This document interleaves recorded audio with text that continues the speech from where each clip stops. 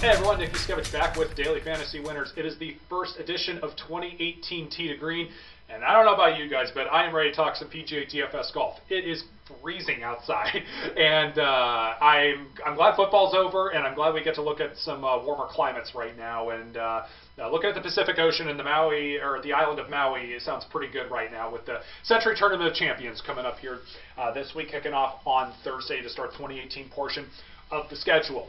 Before I dive into the Sentry, I just want to give one quick announcement here as far as how I'm going to do the Tee to Green videos here this season, and that is obviously in the past I have been doing a lot of the diving into the tournaments as far as how big is the field, how strong is the field, you know, is there a cut, what kind of statistics do we want to look at, do we need the Bombers for the Eagles, all that kind of stuff, weather conditions, just lineup strategy, whatever it might be.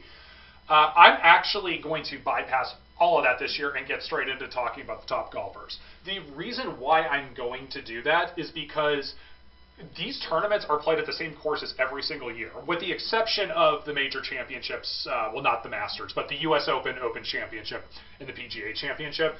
Those are the only courses that really are changing every year. There might be like an occasion, there might be an exception here and there, like the Wells Fargo last year did not play at Quail Hollow because they were getting that course right for the PGA Championship. There's a couple exceptions. But for the major championships this year, we will dive more into that as far as the strategy and the course and all that. We'll spend time on that.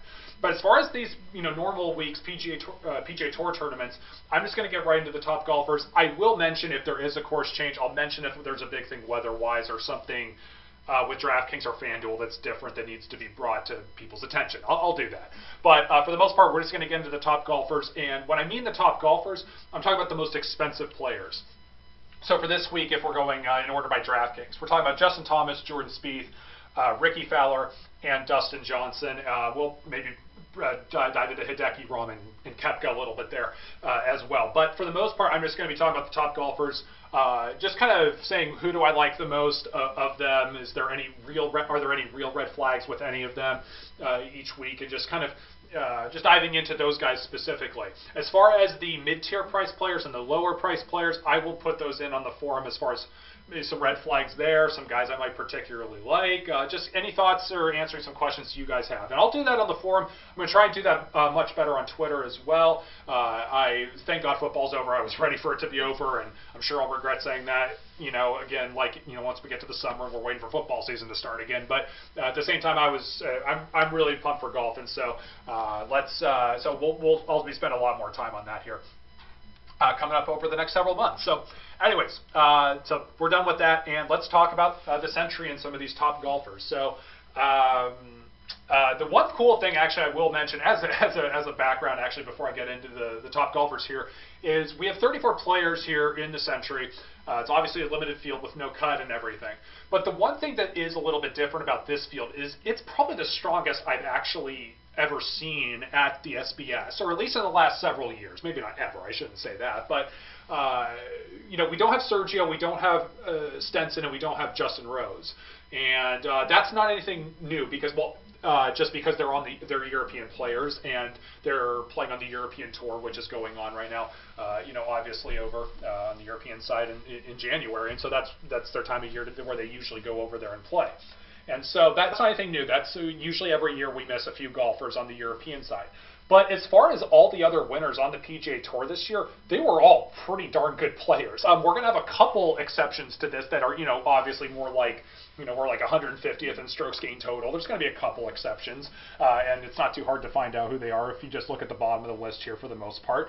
But for the most part, if you just get here into the middle tier, like in this 7,000 range, that's pretty strong for this tournament. Sometimes you get some of the random rookies coming off the Web.com tour you've never heard of in this lower 7K range on DraftKings, and so it's a pretty strong field. So I'm saying this as a prelude to say I think it's perfectly fine given that there's no cut, small field, all that stuff. I don't think ownership matters in your GPPs too much this week. I would just grab your couple favorite players or your 3 favorite players, regardless of price, and then grab those 3 of those 7K or upper 6K golfers that you want to pair it with. And obviously, you don't have to be super strict about it, but I just really wouldn't worry about too much about trying to be super contrarian and go all 9K guys. I think there's the top guys are worth it here this week, and I'll get into it here in just a second. Obviously, just because we're getting back into the swing of things here, and I am because I dropped golf altogether once football season started. FanDuel looks like went to the DraftKings format all out here for the most part, so we'll definitely have some changes here. And as far as the odds per dollar sheet on the website, I'll just point this out now. I switched it up so now we're subtracting the DraftKings salary from the FanDuel salary, since the FanDuel salaries are all looking like they're, for the most part, pretty much more expensive than DraftKings, and I did the same for the odds per dollar. So I flipped it around slightly as far as how the salary diff and the odds diff look a little bit. But that's just because FanDuel changed its format, and so it made a lot more sense to do that. So it'll look pretty clear to you guys on the website and everything. So in any case, let's see here. Starting off, so who is my favorite golfer this week? It's Jordan Spieth. He is the odds-on favorite to win this tournament at 5-1 odds. I think that's right. There's the course history element, which, whatever. I mean, course history, again, like I've said before in the past, it's not that big of a deal unless you have a ton of data on this. But Spieth has won here, finished second, and finished third. That's pretty darn good. And he's the second most expensive on DraftKings. And he's the second most expensive on FanDuel. It's pretty fascinating. He's the odds-on favorite, and he's the second most expensive on both sites. But I think he's the best pick.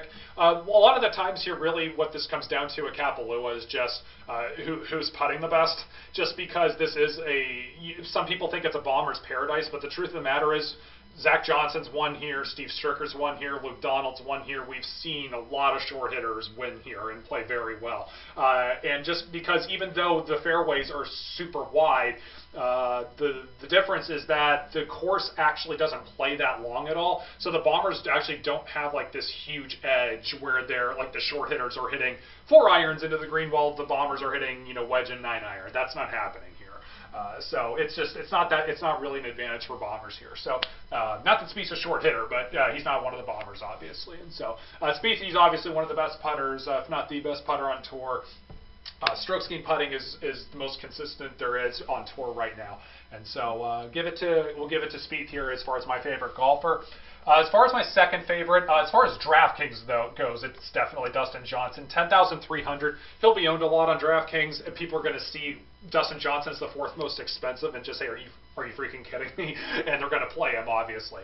And so, but again, like I said, I wouldn't worry too much about the ownership, just because we've got a very small field. There's going to be inflated ownerships everywhere. There'll be enough people being contrarian with enough good options around them. Like, people will do it. So just don't worry about it. So Dustin would be my favorite outside of Jordan Spieth there, especially on DraftKings.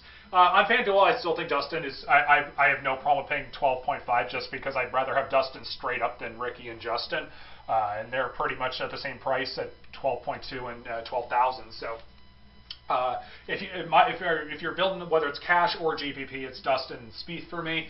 As far as Justin Thomas and Ricky Fowler, why I have them just slight steps below, the short version is that I just think their overall games are slightly less consistent than the other two, and I would say that Ricky's upside is slightly less, and then Justin Thomas's floor is a little bit lower. That's probably where I would nitpick it if I were to say. Justin Thomas, just in particular, because he's the most expensive on DraftKings, and I know he's the defending champion, but I don't think that's right. And I know he's played really well at the end of the fall season, and he's obviously a rising star on tour, and he's one of the best on tour, like, don't get me wrong. But as far as who am I picking at the top at the best, he just, generally speaking, has a little bit more of a potential to miss the cut than, I know there's not a cut here, but he has more potential just not playing as well. He's got a lower floor, like I said. And then as far as Ricky Fowler goes, his strokes gained putting was off the charts in 2017, and He is a really good putter, but what he did last year was not sustainable. He could improve a little bit in the tee to green department, which there might be a little bit give and take there, but he gained 0.8 strokes on the field in strokes gained putting last year. That's just not sustainable for anybody. It's really good, and he is a good putter, but that's just not sustainable. And so just as far as a little bit of a regression thing, I would probably just say give me Dustin Spieth if we're just talking about salaries straight up. But again, they could easily, any of these guys could easily win. It's a small field. It's just usually who putts the best at the end. This is not a tournament I would be looking to max out unless there's like a massive overlay on one of the websites. That's the only way I would. That's the only thing I would recommend. I would limit your bankroll this week until we get more of a full field with a cut and everything like that, where there's at least a little bit less variance in a high variance sport, obviously. So those are my thoughts on those four guys. Just really quickly on Hideki, Rahm, and Koepka. The only negative on Koepka I have is that he was battling that wrist issue at the Hero World Challenge at Tigers tournament, which is a little bit of that's just a little bit of a red flag. But other than that, Koepka seems great. Jon Rahm, the only thing I have negative for him as far as a red flag is this is his first time playing here. I don't think course history matters as far as how well you've played here, maybe necessarily. But I do think it is important, actually, that you have played here at least once for the most part. Just because when most people come here for the first time, they struggle a little bit putting. And the reason for that is, if you remember my videos on this in the past, because I've played this golf course actually, is the way the grain here and the way the direction of the grain of the grass grows is incredibly important. That it drags the ball is significantly in that direction. And so if you have down grain putts, they're significantly fast. If you're putting into the green, they're significantly slow. And then obviously the same thing would apply for the cross grain putts going left to right or right to left. And so when you have greens that look like they're breaking a certain way and the grain's saying something else, it's just a level of it brings on a little bit of a level of difficulty or a different variable, if you will, than the guys see most weeks. The Capital is not. They're not the toughest greens. There's a reason why it's one of the easiest golf courses to play on, obviously from a scoring average standpoint, but just from a putting standpoint, it is a little bit of a variable, and it kind of hurts kind of the people who are showing up here for the first time for the most part. So not to say that Rahm can't win, but I would just say that might hurt him a little bit in the putting department this week as far as a cash play. I wouldn't play Rahm in cash, but GPPs, go for it if you really like Rahm for whatever reason you may have. And then as far as Hideki goes, obviously he has played really well here. He's finished third and second here. He's had no problem getting used to this golf course. Really, I guess Hideki, my only argument for Hideki on some form of a red flag is he kind of fell off at the end of last year, and his form wasn't great. And not that there's like a huge deal of recent performance right now, because hey, everybody's coming off the holidays. Like, some people played in the Hero World Challenge, but for the most part, everybody's had at least a month off. And so, yeah, I'm sure they practiced a little bit here and there, but for the most part, if there's any red flag, the recent performance would be one thing, but it really isn't like that big of a deal since somebody can pick it up so easily here to kick off this season. So it's just a slight nitpick there for Hideki, a slight nitpick for Rahm, and a slight nitpick for Koepka. So that's kind of why I like Spieth and DJ the most. I just think they're the safest, and they've all got tremendous upside, and they played extremely well here. So what can you do? So it's pretty chalky probably, but that's what I got for this week. So that's it for this video. So we're going to get all the tools updated on the website. The strokes gained tee to green regression and the putting regression, they're still from last year's stuff, which is fine just because we have virtually very little data to go off of for 2018, so it's not a big deal. We're getting that updated this week. Odds per dollar will be just what you're seeing here on this Google Doc sheet. That'll be what it is on the website. We're just working out a couple kinks to make sure it was displaying properly. It should be up and running by the time you are watching this video. And then we're also going to have a new tool of data, which is really exciting, and it's just going to have a ton of course data as far as which golf courses are the easiest in scoring average, into total strokes scoring average, if you will. Both, there's going to be one column for par and then one column for just total strokes, and then we're going to have as far as which tournaments make the most eagles, birdies, pars, bogeys, double bogeys, all that kind of stuff. And so we'll have a ton of course data coming up here pretty shortly, and hopefully that'll get up here by like this time next week or something like that when the Sony Open happens. So anyways, thanks for watching. You can find me on Twitter at Nick Yuskevich. Please remember to like and subscribe to our YouTube videos. And then, of course, remember just to sign up. If you haven't signed up at Daily Fantasy Winners, it's completely free. Go onto the website. I will be in the forum section, in the golf section in the Daily Fantasy Winners forum, and I will be talking about the tournaments each week more there. And you can always hit me up on Twitter, like I said. So anyways, thanks for watching, and good luck.